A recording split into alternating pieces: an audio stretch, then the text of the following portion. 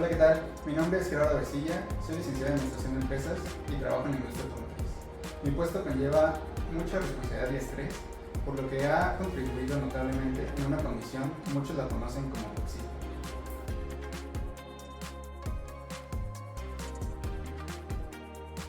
Bueno, mis principales problemáticas eran un dolor en la mandíbula y dolores en la cabeza de acuerdo al estrés que yo manejaba en mi trabajo.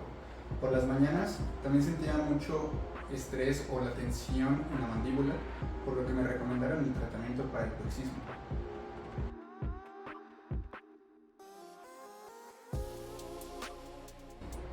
Bueno, para empezar, la experiencia es muy buena y profesional. Desde el primer contacto tuve una atención detallada y se realizó el diagnóstico sobre el tratamiento. Posteriormente se realizó un masaje para descontracturar o relajar el músculo y al final se aplica la toxina butolínica con unas inyecciones pequeñas donde no generan dolor alguno, no tengan miedo respecto a eso.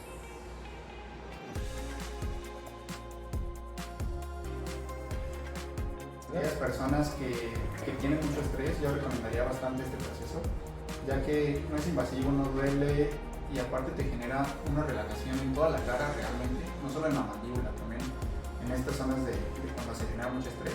Lo recomendaría bastante.